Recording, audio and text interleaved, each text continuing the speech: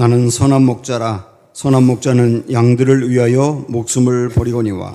삭고는 목자가 아니요 양도 제 양이 아니라 이리가 오는 것을 보면 양을 버리고 달아나나니 이리가 양을 물어 가고 또 해치느니라. 달아나는 것은 그가 삭군인 까닭에 양을 돌보지 아니함이나. 나는 선한 목자라. 나는 내 양을 알고 양도 나를 아는 것이. 아버지께서 나를 아시고 내가 아버지를 아는 것 같으니 나는 양을 위하여 목숨을 버리노라. 또 이 우리에 들지 아니한 다른 양들이 내게 있어 내가 인도하여야 할 터이니 그들도 내 음성을 듣고 한 무리가 되어 한 목자에게 있으리라. 내가 내 목숨을 버리는 것은 그것을 내가 다시 얻기 위함이니 이로 말미암아 아버지께서 나를 사랑하시느니라. 이를 내게서 빼앗는 자가 있는 것이 아니라 내가 스스로 버리노라. 나는 버릴 권세도 있고 다시 얻을 권세도 있으니 이 계명은 내 아버지께서 받았노라 하시니라. 아멘. 한동안 교회 광고에 이런 문구가 들어 있었습니다. 인생의 방황은 예수님을 만나면 끝나고 신앙의 방황은 좋은 교회를 만나면 끝난다. 그러니까 우리 교회로 오라 그 얘기죠. 쉽게 말씀드리면. 근데 이걸 가만히 이제 생각을 하면서 고민이 생기는데요. 뒤에 있는 신앙의 방황은 좋은 교회를 만나면 끝납니다. 정말 신앙적으로 방황하는 사람들이 있거든요. 교회에 정착하지 못하고 또 어느 교회를 다니긴 하는데 그 교회에 만족하지 못하고 이 교회 저 교회 인터넷과 유튜브를 통하여 말씀을 듣고 그러면서 방황하고 있는 분들이 있는데 그런 분들을 우리 교회로 오면 방황이 끝난다. 그렇게 말할 자신이 별로 없어요. 여러분 어떻게 생각하시는지 모르겠지만 담임 목사인 저는 솔직히 우리 교회로 오기만 하면 돼 라고 말할 자신이 좀 없는 게 고민입니다. 그래도 우리 교회 왔으면 좋겠습니다. 근데 이거보다 훨씬 더 고민이 되는 게 뭐냐면 그 앞부분에 있는 거거든요. 인생의 방황은 예수님을 만나면 끝난다. 정말 그렇습니까? 여러분들이 예수님을 만남으로 인생의 방황이 정말 끝나셨나요? 이게 여러분에게 정말 실제가 됩니까? 만약에 예수님을 정말 만나서 내 인생의 방황이 끝난다고 한다면 우리 이렇게 걱정하고 불안하고 두려워하고 헤매진 않을 거 아닙니까? 사도신경 우리가 조금 아까 예배 시작할 때 암송했습니다마는 그 시작이 어떻게 되죠? 전능하사 천지를 만드신 하나님 아버지를 내가 믿사오며 이렇게 출발합니다. 이게 놀라운 거죠. 하나님이 누굽니까? 전능하신 분이거든요. 그 다음에 천지를 만드신 창조주거든요. 그리고 아버지가 되시거든요. 주기도문, 조금 아까 주기도문 했지 않습니까? 주기도문 어떻게 시작합니까? 하늘에 계신 우리 아버지요 하고 시작을 합니다. 하나님은 어디 계세요? 하늘에 계신다는 말은 어떤 공간적인 개념이라기보다는 초월자라는 뜻이에요. 초월자. 모든 것을 초월하신 분. 그 다음에 그분이 또 아버지가 되신다 그 얘기입니다. 그러면 정말로 나에게 하나님이 전능하고 창조주이시며 초월자이시며 아버지가 되신다는 것을 믿는다면 우리 고민할 거 없잖아요. 불안해할 거 없지 않습니까? 하나님이 살아계신다는 것을 안 믿는다면 또 설령 믿더라도 하나님이 전능하고 창조주가 되시고 그 다음에 초월자가 되시고 아버지가 된다는 것을 믿지 않는다면 몰라도 그것을 정말 믿는다고 한다면 우리 이렇게 불안하지 않아도 된다. 그런데 많은 분들이 입술로 고백은 그렇게 하지만 실제는 굉장히 두려워하며 산단 말이에요. 이런 본질적인 문제가 우리에게 있어서 오늘 우리 예수님이 우리에게 누구신가 하는 말씀을 우리가 생각해 보면서 정말 제가 여러분 축복하고 싶은 게 뭐냐면 오늘 우리가 듣는 예수님에 대한 말씀이 나에게 실제가 되기를 축복합니다. 실제가 될 때 이 말씀이 놀라운 거거든요. 우리 예수님은 초막절 기간 동안 사람들에게 많은 설교를 하셨죠. 그리고 설교의 말미에 결론을 내리면서 예수님이 누구신지를 두 가지로 말씀하셨어요. 지난주에 첫 번째 배웠습니다. 뭐라고 그러셨죠? 나는 양의 문이다 그러셨어요. 나는 양의 문이라고 하는 말씀은 나는 양 같은 우리들이 그 구원과 생명을 얻을 수 있는 유일한 문이다. 그러니까 예수님을 믿을 때 생명과 구원을 유일하게 얻을 수 있다. 이런 문이라고 말씀하셨고요. 두 번째 의미는 생명과 구원을 얻을 뿐만 아니라 우리가 이 땅에서 살아가는 동안 왕성한 생명력을 가고 살 수 있도록 힘을 불어넣는 분이 예수님이다. 그런 의미였잖아요. 이게 나는 양의 문이다 라고 하는 것의 뜻입니다. 그런데 오늘 두 번째 주님이 또 하나 말씀하셨어요. 뭐라고 하셨는지 볼까요? 나는 선한 목자다 그러셨어요. 나는 선한 목자다.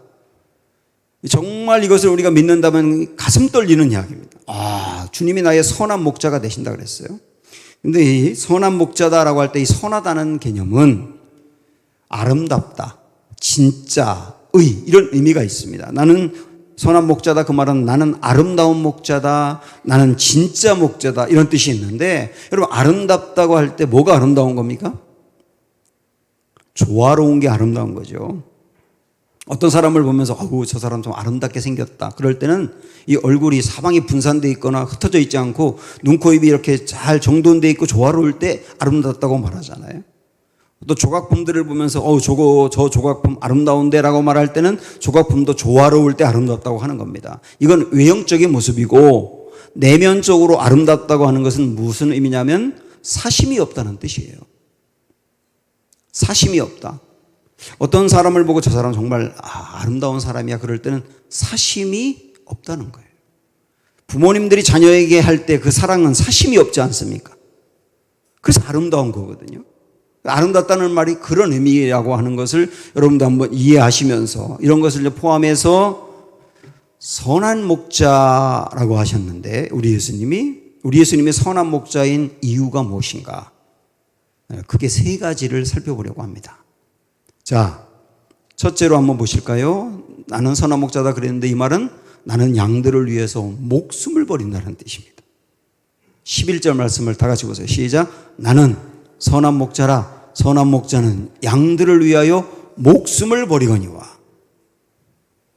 목숨을 버린다 그랬어요. 선한 목자가 목숨을 버리는 게 얼마나 놀라운 일인지를 이해하려면 삭군을 함께 비교해 보면 됩니다. 삭군이 있거든요. 삭군이 누구냐면 삭슬 받고 일하는 사람이 삭군인 거예요. 삭군에 대해서 12절 13절에 이렇게 말씀했는데요. 삭군은 목자가 아니요 양도 제 양이 아니라 이리가 오는 것을 보면 양을 버리고 달아난답니다. 이리가 양을 물어가고 또 해치느니라 달아나는 것은 그가 삭군인 까닭에 양을 돌보지 아니함이나 이렇게 나와 있어요. 우리 언뜻 이렇게 생각할 때는 삭군의 목자, 삭군 목자 그러면 굉장히 나쁘다고 생각을 하거든요. 아주 나쁜 목자야, 타락한 목자야 그렇게 생각하는데 실질적으로 삭군 목자는 나쁜 목자는 아니에요. 그냥 평범한 보통 목자입니다. 이때 당시에 많은 양을 가지고 있는 사람들이 자기가 다 돌볼 수 없으니까 삭군을 고용하거든요. 돈을 주어가지고 삭군을 고용해서 그 사람에게 양을 돌보고 지키라고 맡깁니다. 그게 삭군인데 그런데 양들을 공격하는 이리떼들, 늑대들이 막 달려든다고 생각을 해보세요. 늑대들 한두 마리 같은 경우는 목자가 대항할 수 있지만 굉장히 많은 늑대들이 한꺼번에 몰려들면 양들을 보호하고 지키겠다고 하다가 목자가 죽거든요. 그 이리의 공격을 받아가지고. 그럴 땐 어떻게 해야 됩니까? 할 수밖에 없습니까? 도망갈 수밖에 없어요. 양들을 보호하겠다고 내가 죽을 수는 없지 않습니까? 목자로 고용된 사람인데. 그래서 양들을 버리고 그 상황에서 도망가는 건 당연하거든요. 미슈나라고 하는 책에 보면 이때 당시에 어떤 이런 풍속들을 소개하고 있는데요. 목자를 이렇게 고용할 때, 삭군을 고용할 때 계약서를 쓰는데 그 계약서에 늑대 떼들이 몰려올 때는 양들을 버리고 가더라도 책임이 없다는 조항이 있어요. 실질적으로. 왜냐하면 양들을 보호하겠다고 내가 죽을 수는 없으니까요. 이게 일반적인 목자인 거예요. 사실 그렇지 않습니까? 우리 교회도 반려동물 키우는 분들 많은데 우리 집도 강아지를 키우거든요. 강아지가 가족이나 마찬가지예요. 정말 사랑스럽습니다. 그런데 여러분 어떠세요? 한번 강아지 키우는 분들 잘 대답을 해보세요. 내 강아지가 굉장히 위험에 빠져서 죽게 됐어요. 근데 그 강아지를 보호하고 살리다 보면 내가 죽어요. 그러면 강아지 위해서 대신 죽으실 수 있는 분? 강아지가 예쁘고 가족 같은 건 사실이나 그러나 강아지 살리겠다고 내가 죽을 수는 없잖아요. 이게 일반적인 사람들이란 말이에요. 사꾼이 그런 사람이라고. 나쁜 사람입니까? 아니요. 그냥 보통의 목자인 거예요. 보통의 목자. 그런데 우리 예수님은 뭐라고 하셨느냐면 나는 선한 목자다. 선한 목자는 양들을 위하여 목숨을 버린다. 양들을 위해서 목숨을 버리는 목자가 누가 있겠습니까? 사람 중에는 찾을 수가 없어요. 그런데 우리 예수님은 양들을 위해서 목숨을 버리는 분이랍니다. 사꾼과 비교할 때 우리 예수님이 목숨을 버릴 정도로 양들을 위하고 사랑한다면 이것은 정말 과분한 은혜인 거예요. 그렇죠? 과분한 은혜. 그 과분한 은혜를 베푼다는 의미입니다. 예수님은 11절부터 18절 오늘의 본문 말씀에서 나는 양들을 위하여 목숨을 버린다 하는 말을 4번 반복하십니다. 그래서 마치 이거를 누군가가 선한 목자의 노래라고 한번 만들어 보셨으면 좋겠어요. 어떤 가사를 1절 가사를 딱 붙이고 후렴으로 가면 나는 양들을 위하여 목숨을 버린다 그러고 2절에 또 어떤 가사가 있다가 후렴으로 가면 나는 양들을 위하여 목숨을 버린다. 이게 계속 반복되는 그런 느낌 아닙니까? 예수님은 나는 양들을 위하여 목숨을 버린다라고 말씀하신 것처럼 실질적으로 십자가에서 양 같은 우리를 위하여 당신의 목숨을 내놓으셨어요. 버리셨어요. 예수님은 사꾼이 아니라 진짜 선한 목자였던 겁니다. 사꾼은 삭슬 받은 만큼만 일하거든요. 그래서 회사에서도 내가 받는 월급만큼만 난 일해요. 그러면 사꾼인 거예요. 보통 사람들이 그렇죠. 목회자가 목사인 내가 이만큼 사례받으니까 나 요만큼 일해. 그럼 저는 사꾼인 거예요. 그런데 내가 얼마를 받든지 상관하지 않고 양들에게 관심과 사랑을 두고 돌본다면 그게 선한 목자인 것이죠. 우리 예수님이 그런 선한 목자가 되신다고 말씀했어요. 받은 만큼 주시는 분이 아니란 얘기죠. 만약에 우리가 예수님께 이만큼 드렸으니까 우리 예수님이 너 그만큼 줬으니까 나도 이만큼은 줄게. 그러면 사꾼 목자겠죠. 우리 예수님은. 그럼 우리 예수님이 그런 사꾼이라고 한다면 우리는 예수님을 그렇게 신뢰하거나 따를 필요가 없어요.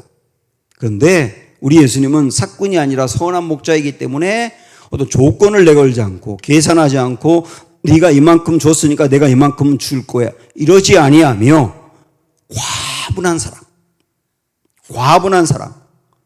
목숨까지 주는 과분한 사랑 베풀어 주신 분이 주님이시다.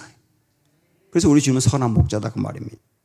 우리는 예수님이 나를 위해서 목숨을 버리셨다 하는 것을 절대로 쉽게 생각하면 안 됩니다. 절대로 쉽게 생각하면 안 돼요. 우리 예수님은 어떤 책임감 때문에 목숨을 버린 게 아니거든요. 왜 목숨을 버리셨다고 했느냐면 17절 18절을 한번 보세요. 내가 내 목숨을 버리는 것은 그것을 내가 다시 얻기 위함이니 이로 말미암아 아버지께서 나를 사랑하시느니라. 이를 내게서 빼앗는 자가 있는 것이 아니라 내가 스스로 버리노라 그랬어요. 우리 예수님이 양들을 위하여 양들을 생각해서 스스로 버리노라.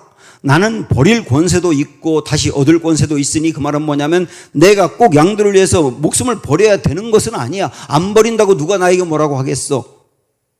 안 버린다고 누가 뭐라고 나에게 그러겠어. 그러나 나는 그 양들 보면서 그냥 둘 수 없어서 내 목숨을 버리는 거야. 여러분 이게 진짜 사랑 아닙니까? 이 사랑을 주님이 가지고 계시다는 거예요. 이 사랑은 2000년 전 십자가에서만 나타난 것이 아니라 오늘 지금 우리들에게도 그대로 나타나고 있다는 거예요. 헨리 나우엔이라는 훌륭한 분이 계시죠. 하버드 대학과 예일 대학에서 학생들을 오랫동안 가르쳤는데 수많은 책도 썼어요. 그 책은 전부 다 주옥 같고 저도 여러 권 읽었는데 기가 막힌 책입니다.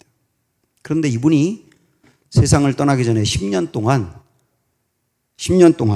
정신지체 장애를 안고 있는 시설에 가서 정신지체 장애우를 돌봅니다. 아담이라고 하는 25살 먹은 청년을 돌보는데요.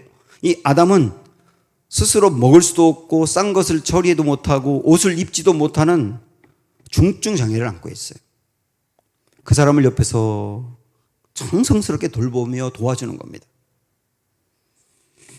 필립 얀시라고 하는 분이 이 박사님을 찾아가서 이렇게 질문합니다. 박사님에게는 해야 할 일이 아직 많고 써야 될 책도 많은데 여기 이런 일에 매여 있으면 어떡합니까? 이런 일은 다른 사람도 할 수 있으니까 박사님은 가서 가르치고 책을 쓰는 그런 일을 하셔야죠. 그렇게 이제 물어봤을 때 헨리 나우엔이 이렇게 대답을 하거든요. 내가 여기 와 있는 것은 내가 젊은이들을 위해서 무엇을 해 주려는 것이 아니라 나를 위해서 하는 것입니다. 오히려 내가 많은 유익을 얻고 있습니다. 이 아담이라는 청년을 통해 진정으로 사랑이라는 것이 무엇인지를 알게 되고 어떻게 하면 사랑할 수 있는지를 배우고 또 영적으로 심한 장애를 안고 있는 우리를 하나님이 어떻게 사랑하시는지를 조금이나마 깨닫고 있습니다. 이렇게 대답을 했거든요. 자, 여기서 이 헨리 나우엔의 말 중에 영적으로 장애를 안고 있다는 말을 한번 잘 생각을 해보세요. 이게 누구를 두고 얘기할까요? 아담을 옆에서 헨리 나우엔이 정성스럽게 돌보는데 그 아담은 자기를 돌보는 그 이분이 정말 훌륭한 박사 교수라는 것을 몰라요. 이분이 얼마나 바쁜데 지금 자기에게 헌신하는지 몰라요. 그러니까 감사가 없는 거예요. 이분이 자기를 돕는 걸 그냥 당연하게 받아들이지 감사가 없는 거예요. 그러다 보니까 조금만 불편하면 짜증을 내면서 괴악스럽게 소리를 지르거든요. 헨리 나우엔이 깨달은 게 뭐냐면 이게 영적 장애라는 거예요. 영적 장애. 영적 장애는 뭐냐면 우리가 십자가 설교를 정말 많이 듣고 예수님이 나를 위해서 목숨을 버렸다라고 하는 걸 하도 많이 듣다 보니까 그게 내 마음에 감동으로 다가오지 않아요. 예수님이 나를 위해서 목숨을 버릴 이유가 전혀 없고 그래야만 하는 것도 아닌데도 불구하고 나를 위해서 목숨을 내주실 정도로 엄청난 걸 주었는데 우리는 그거를 당연하게 받아들이는 거예요. 당연하게 받아들이다 보니까 감사하는 마음이 없습니다. 그리고 내가 주님을 위해서 뭔가 일하면 굉장히 헌신한다고 생각을 하고 기분 상하면 안 하면 되는 거. 조금만 불편하면 소리 지르면서 원망하고 이게 어떤 의미로 본다면 영적 장애인 거예요. 그런데 그런 아담을 보고도 지속적으로 사랑을 베풀었던 이 헨리 나우엔 자기 스스로 보면서 나 같은 영적 장애를 안고 있는 사람을 위해서도 주님이 계속 이런 은혜와 사랑을 베풀어 주시는구나. 그 사랑이 얼마나 엄청나고 놀라운지를 깨달았다는 얘기 아닙니까? 우리 주님이 우리에게 주는 사랑은 절대로 당연한 게 아닙니다. 과분한 겁니다. 과분한 거라고. 자, 이런 사랑을 우리가 오늘 받고 있다는 거. 우리 주님이 이런 선한 목자가 된다는 것을 여러분 정말 마음으로 붙들고 믿으신다면 그러면 우리는 불평하지 않아도 됩니다.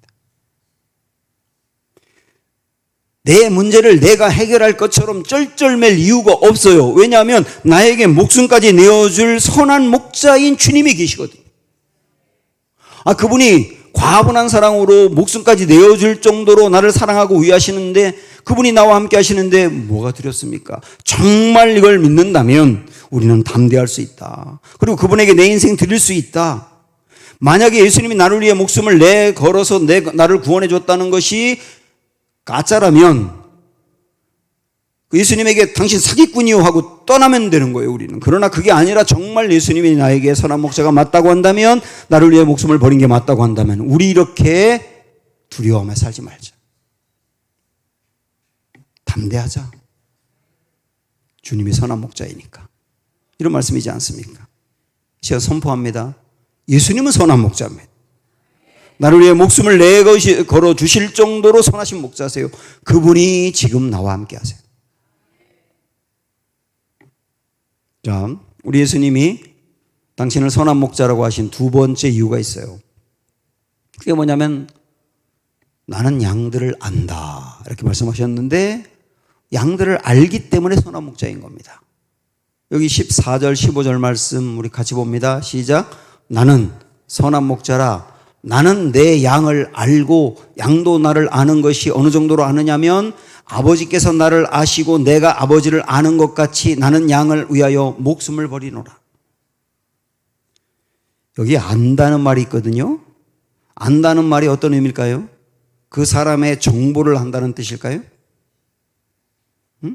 제가 여기 우리 지휘자이신 정의윤 집사님을 안다고 할 때, 정의윤 집사님의 이름을 알고 직업을 알고 나이를 알고 그런 외형적인 것을 안다는 의미가 아니라고요. 여기서 안다는 말은 어떤 뜻이냐면 그 사람의 처지와 상태를 안다는 뜻입니다. 그 사람의 처지와 상태, 그 사람의 아픔, 그 사람의 상처, 그 사람의 처지 어떤지 아신다, 이런 뜻이에요. 그런데 어느 정도로 안다고 했느냐면, 예수님 그러셨잖아요. 내가 아버지를 알고 아버지가 나를 아는 것처럼 안다는 겁니다.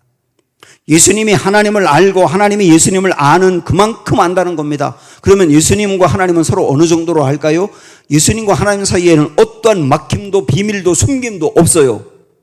모든 게 다 오픈되어 있고, 하나님의 마음을 예수님이 온전히 알고 하나님의 뜻을 예수님이 100% 완벽하게 헤아리시거든요. 두 분 사이에 비밀이 전혀 없다고요. 그런데 참 놀라운 게 뭐냐면, 하나님과 예수님이 그렇게 서로를 완전히 알듯 우리 예수님이 우리를 그렇게 한다는 거예요. 우리의 처지를 그렇게 한다는 거예요. 그리고 여기 또 안다는 말씀 하나 더 말씀을 드리면, 우리가 지난주에 봤던 3절 4절로 가서 한번 보실까요? 문지기는 그를 위하여 문을 열고 양은 그의 음성을 듣나니 그가 자기 양의 이름을 각각 불러 인도하여 내느니라. 자기 양을 다 내놓은 후에 앞서가면 양들이 그의 음성을 아는 고로 따라오되. 자, 여기서 이 선한 목자를 소개하고 있는데, 선한 목자는 양의 이름을 각각 불러 이렇게 나왔어요. 양의 이름을 안다는 거죠. 각각 안다는 거, 각각 안다는 거예요. 다 뭉퉁구려 아는 게 아니라 하나하나를 다 안다. 여기서 안다는 건 이름만 안다는 의미가 아니라 처지와 상태를 안다는 뜻이거든요. 그래서 목자는, 선한 목자는 양이 수백 마리가 되더라도, 저 녀석이 요즘 왜 밥을 안 먹지? 이 녀석이 엄마가 얼마 전에 죽었는데 상심해 있구나. 얘는 요즘 외톨이가 돼서 그런지 몸이 빼빼 마르네. 그 양들 하나하나의 상태를 정확히 알고 처지를 아는 게 선한 목자라. 근데 우리 예수님이 그렇게 우리를 안다는 거죠. 각각. 예수님이 하신 비유 중에 잃어버린 양을 찾는 목자 비유가 있잖아요. 양이 100마리가 있는데 100마리 중에 한 마리가 없어졌어요. 이 목자는 선한 목자이기 때문에 그 양을, 잃어버린 양이 어떤 녀석인지를 금방 아는 거예요. 그 녀석이 없어졌네. 그 순간 99마리가 여기 있는데 그 99마리를 두고 그 잃어버린 한 마리를 찾아 나섭니다. 목자는 이렇게 생각을 한 거예요. 이 양무리를 잃어버렸고 이 목자를 잃어버렸으니 지금 혼자 외톨이가 됐을 텐데 어느 숲풀에 걸려 있는지, 아니면 늑대들의 공격을 받고 있는 것은 아닌지, 얼마나 두려워서 벌벌 떨고 있을지, 그 양을 생각하니까 이것저것 생각할 겨를 없이 그냥 쳐서 나서는 거거든요. 99마리가 있으니까 그래도 다행이다라고 안도할 수가 없는 겁니다. 양이 100마리, 1000마리, 100만 마리가 있다 하더라도 하나하나를 각각 생각하고 돌보니까요. 그래서 양이 100마리가 있다고 한 마리 사랑을 1% 하느냐? 아니요, 100% 사랑을 하는 거잖아요. 100마리가 있는데 그중에 한 마리가 없어졌으면 1%만 슬픈 게 아니라 100% 슬픈 거잖아요. 집에 자녀가 5이 있다고 할 때 이 자녀 중에 자녀가 5이니까 사랑을 20%씩만 줍니까? 100% 주는 거잖아요. 5 중에 하나가 없어지면 20% 슬픈가요? 100% 슬픈 거잖아요. 각각. 그렇게 주님은 아시고 처지를 생각하신다. 그래서 어거스틴이 그런 말을 했지 않습니까? 이 세상에 단 한 사람, 나 한 명밖에 없다 하더라도 우리 예수님은 나를 위해서 십자가에서 돌아가셨을 것이다. 뭉뚱그려서가 아니라 그렇게 각각 한 명 한 명을 주님이 사랑하신다. 그런 얘기지 않습니까?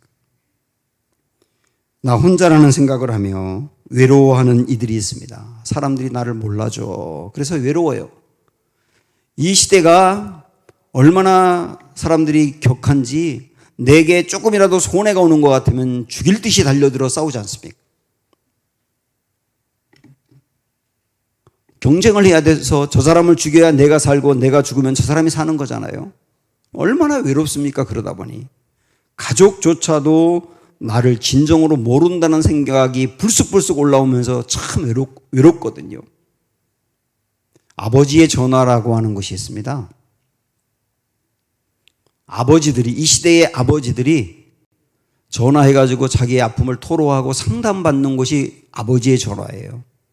이 아버지의 전화가 처음 개설됐을 때 정말 전화통이 불날 정도로 하루 종일 수많은 전화가 걸려왔대요. 상당히 많은 사람들이 명예퇴직한 아버지들. 어느 날 갑자기 책상에서 내 자리가 빠지면서 퇴직을 해야 됐어요. 앞으로 어떻게 살아가야 될지 너무나 막막합니다. 생활에 위협을 받고 있어요. 내가 이 회사를 위해서 어떻게 했는데 라고 생각하다 보니까 그렇게 갑자기 퇴직당한 게 너무 속상해서 부글부글 끓어오르면서 분노가 치밀어 오르기도 합니다. 그런 마음을 누가 알아줄까요? 아내가 알아주는 것 같았는데 어느 순간에 보니까 아내도 온전히 내 마음을 알아주지 못하는 것 같아요. 그래서 너무나 외로워요. 그러다 보니까 생전 본 적이 없는 사람에게 전화해가지고 내가 얼마나 속상한지를 막 토로하는 겁니다. 이 세상에는 우리의 마음과 처지까지 속속들이 알아줄 사람이 없는 것 같아요. 그러나 분명히 아십시오. 주님은 선한 목자이십니다. 그래서 나를 잘 아십니다. 나의 처지, 고민, 갈등, 아픔, 걱정하고 염려하는 부분까지 정확히 아십니다. 나의 속사정을 이해해 주십니다. 내가 어디가 약한지, 왜 불안해하는지, 왜 자꾸 넘어지는지, 왜 울고 있는지, 왜 기가 죽어 있는지 주님은 정확하게 아세요. 사랑하는 여러분, 주님은 선한 목자이기 때문에 나를 그 정도로 안다고 하면 이제 여러분 염려하지 않아도 됩니다. 걱정하지 않아도 됩니다. 주님이 나를 다 아시니까요. 이게 선한 목자라는 뜻이에요. 또 하나, 우리 예수님이 선한 목자가 되는 이유가 있습니다. 세 번째 이유가 뭐냐면 양들을 앞서 인도하시기 때문이에요. 양들을 앞서 인도하시기 때문에. 우리 3절에 있는 말씀을 다 같이 한번 보고 싶은데요. 문지기는 그를 위하여 문을 열고 양은 그의 음성을 듣나니 그가 자기 양의 이름을 각각 불러 인도하여 내느니라. 이렇게 말씀하고 있는데 여기 인도한다는 말은 헬라어로 엑사고라고 하는 단어인데 앞서서 인도한다는 뜻이에요. 앞서서 인도한다. 그래서 4절에서는 선한 목자는 앞서 인도한다고 나와 있거든요. 자, 보통 목자들은 양들을 앞세웁니다. 그리고 자기는 뒤를 따라가거든요. 그런데 선한 목자는 양들을 앞세우는 게 아니라 목자가 앞서가는 거예요. 왜 앞서갈까요? 나를 따라와. 그런 개념으로 앞서가는 게 아니라 맨 앞에 앞서가면서 뒤따라오는 양들이 위험에 처할 것을 내가 담당하겠다는 거예요. 그게 앞서간다는 개념이에요. 단지 follow me, 나를 따라와, 그런 개념이 아니라고요. 양들이 어떤 위험을 당할지, 도처에 사방에 많은 위험들이 도사리고 있는데 그 위험들을 내가 감당할 거야. 그게 선한 목자라는 거예요. 그게 선한 목자. 우리 예수님이 선한 목자이신데 이 부분을, 지금 말씀드린 이 부분을 히브리서 4장에서 소개하고 있는 것을 한번 보세요. 우리에게 있는 대제사장은 예수님을 말하는 겁니다. 우리의 연약함을 동정하지 못하실 리가 아니요 모든 일에 우리와 똑같이 시험을 받으신 이로되 죄는 없으시니라 할 때 여기 동정이란 말이 나와 있거든요. 이전에는 체휼이라고 표현했었는데 이 동정, 체휼은 이해한다는 말이 아닙니다. 우리 예수님이 우리가 힘들고 어려울 때 아유 너 그거 이해해, 나도 겪어봤어, 그 정도 개념이 아니에요. 여기 동정이라고 하는 말은 친히 겪는다, 담당한다라고 하는 뜻입니다. 그래서 우리 주님은 너 아픈 거 내가 이해해, 그런 개념이 아니라 너의 고통을 내가 앞장서서 감당할 거야. 그래서 내가 당하지 않게 할 거야. 이런 주님이시라는 거예요. 그러다 보니까 죄로 인하여 사람들이 당하게 될 형벌, 그가 형벌로 받아야 될 수많은 고통, 질병, 그리고 실패, 상처, 아픔, 그것을 주님이 앞서 겪으심으로 우리가 겪지 않게 하겠다는 거예요. 무엇보다도 죄로 인하여 궁극적으로 받아야 될 심판을 앞서 예수님이 받으심으로 우리가 심판을 받지 않게 하겠다. 이게 뭐냐면 앞서 가신다는 뜻입니다. 우리 인도하신다는 뜻이에요. 놀라운 뜻이죠. 그래서 주님이 겪으시고 주님이 미리 당하심으로 우리가 당하지 않게 되었다 하는 거거든요. 그럼 여기서 여러분 질문이 생기시겠죠. 그런데 우리가 왜 병에 걸립니까? 우리가 왜 고난을 당해야 되는 겁니까? 예수님이 앞서 가셔서 우리가 당하지 않게 했다고 했는데 그러면 이거는 모순이 아닙니까? 이렇게 질문할 수 있잖아요. 물론 우리가 살아가면서 고난이 있고 질병에 걸리기도 합니다. 여기서 주님이 말씀하신 앞서 당하심으로 당하지 않게 하겠다라고 하는 의미는 뭐냐면 우리 주님이 먼저 담당하심으로 내가 죄로 인해 영원히 받아야 할 고통을 주님이 담당하신다는 거예요. 영원히, 앞으로 영원히 내가 죄 때문에 당해야 될 그 고통이 있거든요. 그 고통을 주님이 담당하심으로 말미암아 영원한 고통을 끌어내셨다는 뜻이에요. 만약에 말입니다, 예수님이 앞서가서 이 고통을 당하지 않았다면 우리는 영원토록 이 고통 가운데 살 수밖에 없는 사람이에요.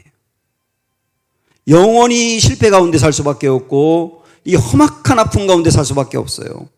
영원히 질병 가운데 살 수밖에 없고요. 그것을 주님이 끊어내셔서 영원히 그 고통을 당하지 않게 하셨다는 거죠. 지금 이 땅에서 우리가 당하는 아픔들, 고통이나 질병이나 이런 것들은 어떻게 이해하면 될까? 여러분 이렇게 이해하면 어떨까 싶어요. 내가 육신의 질병으로 힘들어요. 그럴 때 주님이 아니었다고 한다면 이런 아픔을 영원토록 짊어지고 살 수밖에 없었는데, 근데 주님이 이것을 끊어내심으로 말미암아 내가 일시적으로 이 땅에서 당하는 건 있을지 몰라도 영원한 이 질병과 고통이 제하여졌다. 고난 때문에 힘들고 어려울 때 있죠. 잠을 못 자고. 그럴 때도 만약에 주님이 앞서 당하지 않으셨다면 내가 영원히 이 고통에서 헤어나올 수 없었을 터인데 주님이 당하심으로 말미암아 내가 이 고통에서 벗어나게 되었다. 고통이 아픈 만큼 주님이 감당하신 것이 얼마나 큰지를 경험할 수 있는 거잖아요. 그렇게 받아들인다면 어떨까요? 사랑하는 여러분, 예수님은 선한 목자이십니다. 영어로 이것을 표현하면 I'm the good shepherd 이렇게 되어 있어요. 더가 붙어 있어요. 더가 붙어 있다는 말은 유일하다는 뜻이죠. 주님만이 유일한 선한 목자다 그런 뜻입니다.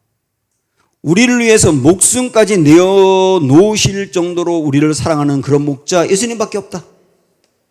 우리의 처지와 상태를 소상하게 살피시고 우리와 함께하는 그런 목자 예수님밖에 없다. 앞서가며 내가 받아야 될 그 엄청난 고통들을 먼저 짊어지심으로 내가 영원히 당하지 않도록 하신 그런 목자 세상에 누가 있겠느냐? 예수님밖에 없다. 예수님은 선한 목자이시다. 예수님이 정말 우리들의 선한 목자라고 한다면 자, 사랑하는 여러분, 이제 우리는 걱정하지 않아도 됩니다. 두려워하지 않아도 됩니다. 담대할 수 있습니다. 힘을 낼 수 있습니다. 내 이름 아시죠? 함께 찬양하시죠.